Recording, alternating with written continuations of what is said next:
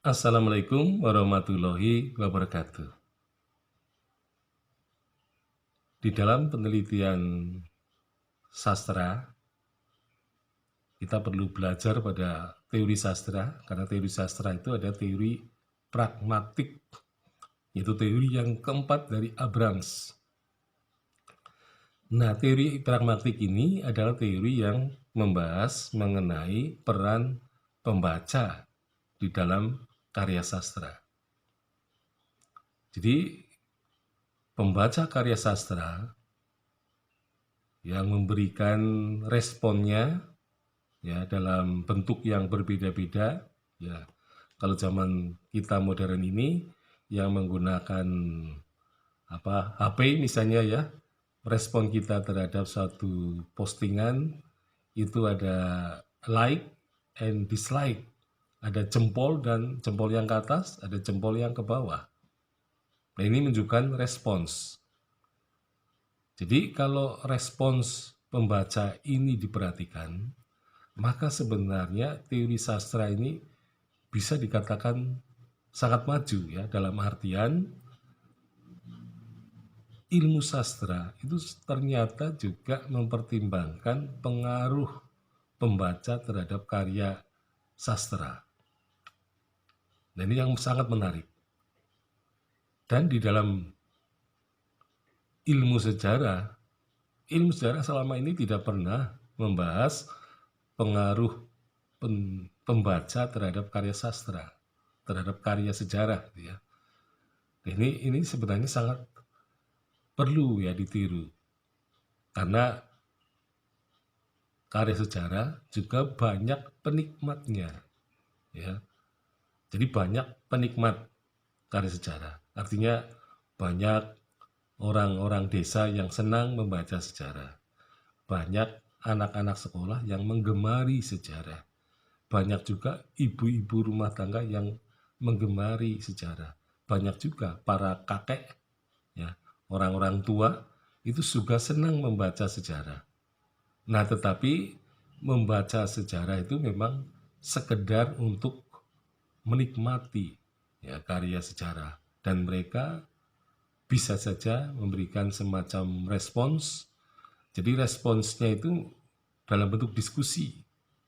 Jadi kalau orang membicarakan karya sejarah, pasti yang dibicarakan adalah mengenai kelemahan-kelemahan peristiwa itu, terutama dalam menghadirkan peristiwa, kemudian juga kelemahan dalam hal penokohan perilaku dari pelaku-pelaku sejarah atau penyaksi-penyaksi. Nah, sehingga karena faktor itulah ya, maka pembaca sastra ini sangat penting. Nah, tetapi dalam ilmu sejarah, pembaca sejarah atau penikmat sejarah ini memang belum diperhitungkan dalam suatu penelitian sejarah. Jadi bagaimana pembaca sejarah atau penikmat sejarah itu memberikan pengaruh bagi riset ya, karena hanya memang ada pembaca yang sekedar membaca saja, tetapi ada juga pembaca sejarah yang kritis ya, artinya dia bisa memberikan kritik-kritik yang tajam, bisa memberikan semacam pandangan yang lain mengenai suatu peristiwa yang terjadi karena didasarkan kepada pengalaman hidup ya. Jadi kalau dalam ilmu sastra selalu dikaitkan dengan pengalaman baca ya. Nah, sejarawan sebenarnya juga sama. Mereka mempunyai pengalaman, bisa juga karena membaca banyak karya sejarah gitu ya. Yang kedua, bisa juga dia malah membaca kehidupan yang nyata atau universe itu. Jadi manusia yang kritis itu adalah manusia yang bisa dikatakan sebagai pembaca kritis, dan pembaca kritis ini bisa menghasilkan karya sejarah juga.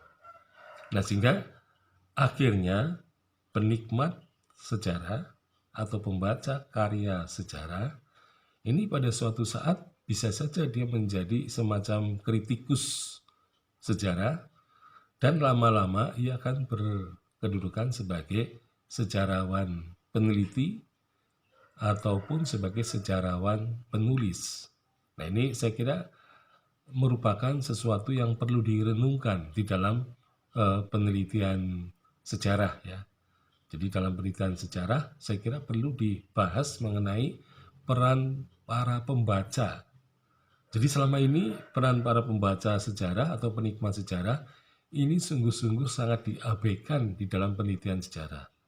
Jadi teori ini kalau dipakai oleh sejarawan, maka sejarawan akan semakin cerdas sebenarnya karena ia mendapatkan kritik-kritik atau masukan dari banyak orang ya yang tentu saja pembacaan satu kepala itu bisa mengembangkan ya pemikiran manusia secara luas.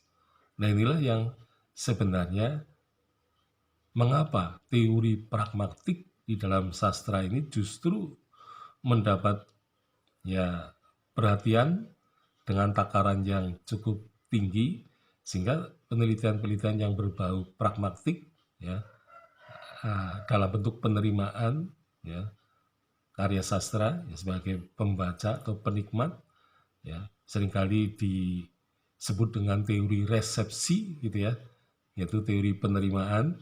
Nah, ini memang bagi sejarawan itu kelihatannya dianggap sesuatu yang lucu ya. Tetapi ketika kita perdalam teori pragmatik, maka ternyata di situ banyak sekali pembahasan unsur-unsur kesejarahan karena berkait dengan karya-karya sejarah atau sastra yang pernah hadir sebelumnya, sehingga di sini unsur kesejarahannya juga termasuk tinggi.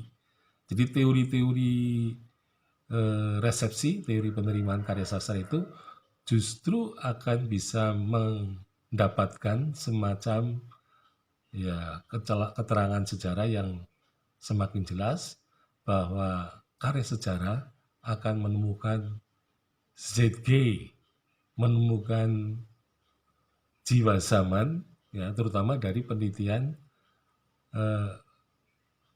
peran dari para penikmat-penikmat sejarah. Sekian, Assalamualaikum warahmatullahi wabarakatuh.